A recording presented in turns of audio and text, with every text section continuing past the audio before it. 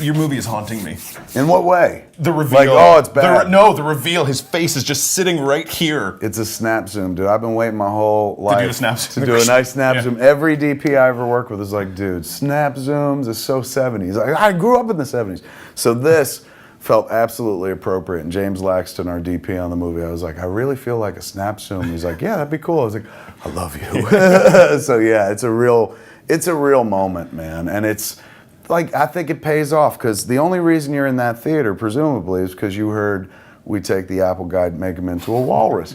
So, we deliver on that. Like, I remember early on, somebody had said something online like, oh, I bet it's all on his head or something. No, it's not. It's not in his head. It's all over his body. I've heard you say it's like herpes. It doesn't leave you. And that's how I feel today. It's true. It's a tough movie to shake. Like, I don't know necessarily whether you could say it's good or bad. It's just I thought it was great. Experience. Thank you. Because it's different. It's definitely different. And for you, it's extremely different. Yeah, it is very much so. Particularly like if people weren't familiar with Red State, and even Red State, it's kind of different even the way the camera moves. Like everything is different about it. The guy that I shot with, this dude Laxton, man, like we had a really great symbiosis, and I'd taken 3 years off, and I was kind of just doing podcasts and live shows. So when I reapproached the job, and I was so kind of like, oh, I want to see this walrus movie, I kind of came at it in this whole new stoner way of like not so much obsessing over every detail of the movie, but realizing what it is that I do best on set. Like I'm an editor. Which is what? Okay. I'm an editor, first and foremost. Like I'm not a director.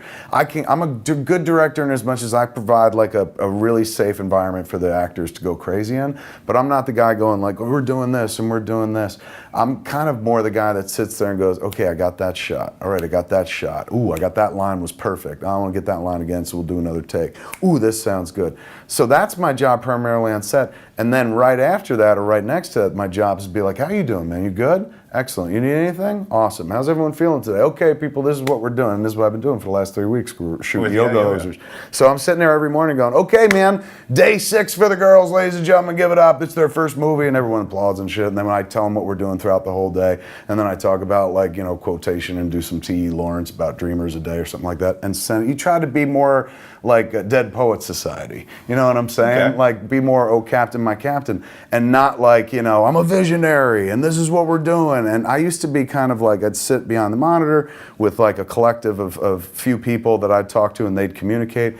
Now it's what I wanted to do to everybody. Now I'm just like, all right, man, this is what it is. So I'm more narrating the entire process of the movie. And my chief job is to edit. So every day I bring in cut scenes from the day before to show the cast and crew, and then they watch it and they self-correct. Anything, number one, they're seeing what they did, so the movie's a reality, it's not theoretical anymore. And number two, if they see something they don't like, they can self-correct that day and be like, well, I'll tweak that differently.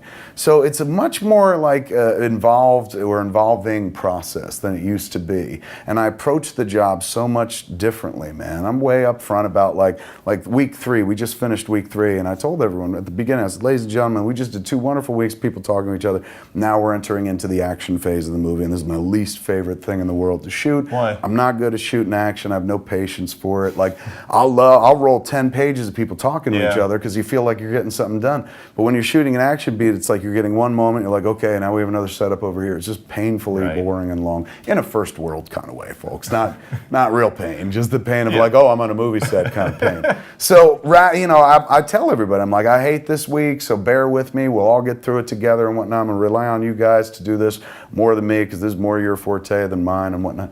So, you just kind of keep them updated every step of the way, and you're just way open with them and friendly because these are the people making your dream come true. And you got this dopey dream in your head, they're trying to get it out, put it into the world for you and whatnot. So you look at them more as collaborators. Back in the day, I never saw them as fellow filmmakers. I saw them as like, oh, it's the crew.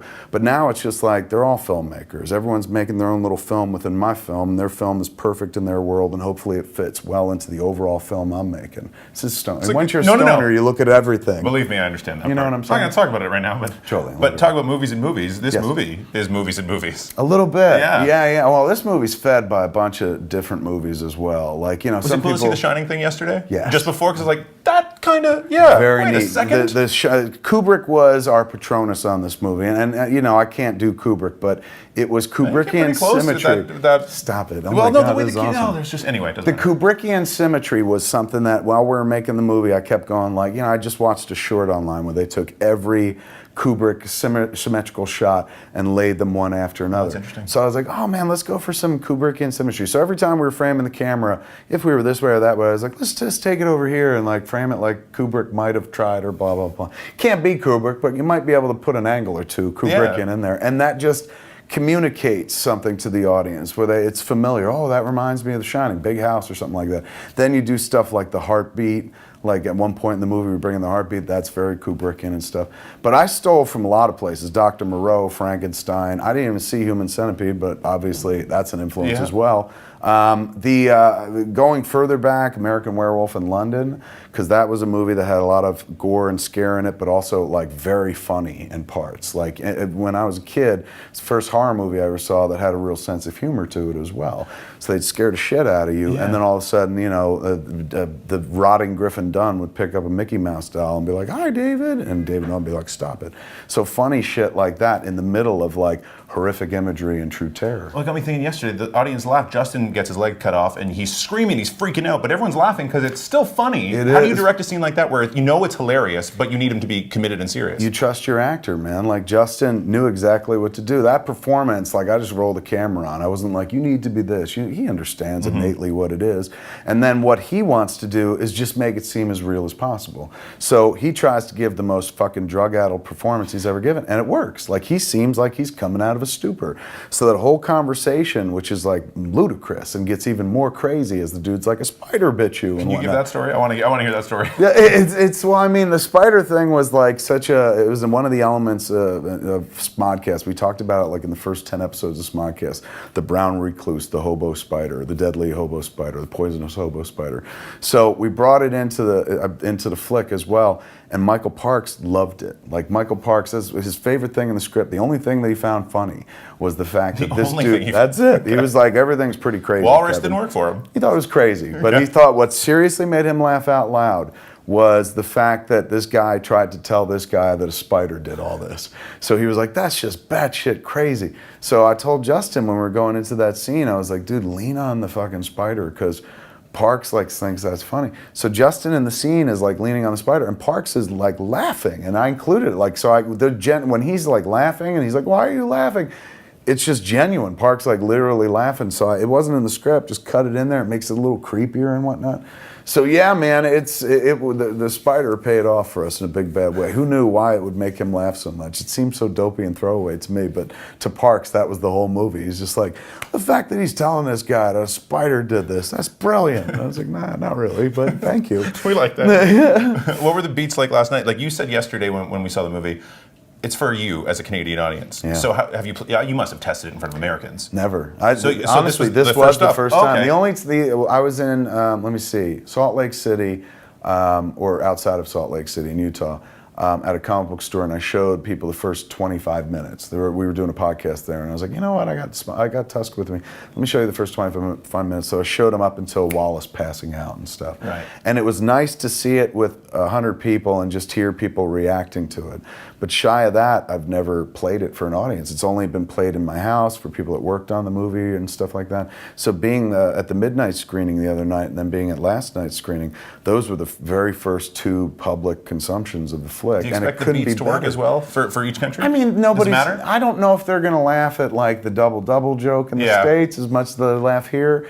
But I think the movie plays either way. What I'm hoping for is like, the people on the state side who aren't familiar with some of the Canadian stuff just fall in love with it like the way I do. Some of those words just have magic to them and stuff like that. So hopefully that plays, and I hope it doesn't. I don't think it's like, if you don't understand what Bifrost is and how far it is from Winnipeg, that you know, you know, I think you'll be fine with the movie. But I loved having this extra glaze on the cupcake and being here in Canada because I knew they would get it. Mm-hmm. So like I went to both screenings and sat right in the middle of the audience through both screenings because I wanted to hear them get every piece of Canadian. Did it work? It did. Yeah. Was there anything that fell flat that you were nothing. Oh, that's amazing. That's a good feeling. It hit. It was so lovely and whatnot. It was just the right room. But to be fair, if the movie didn't work here, it was never going to work anyplace. I mean, really. You know what I loved yesterday with people being like, "Is that Johnny Depp? Is that Depp? Wait a second, I think there's a wave that when people watch the movie, unless they go in knowing and stuff. I probably shouldn't have ruined that. I'm sorry. Some cats won't know. Some cats will know. Some cats won't. But like going into it,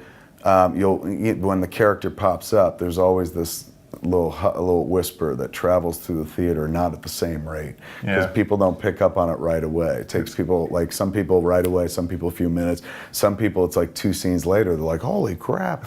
But yeah, that's what's awesome about that is like, just when the movie, like we've already shown you the walrus, so we've pulled our dick out. You know what I'm saying? There's nothing left for us to do after that. A walrus dick. It's a big old Usyk, if you will.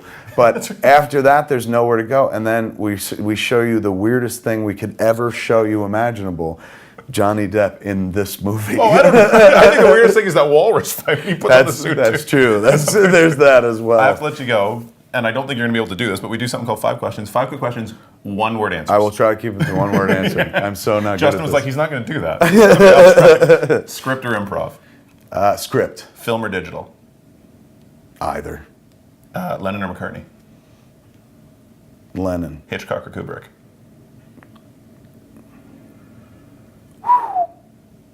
Hitchcock. In 1 word, Tusk. Fucked. Agreed. Thanks, Kevin. Pleasure, man. Appreciate Pleasure. it. Thank you so much.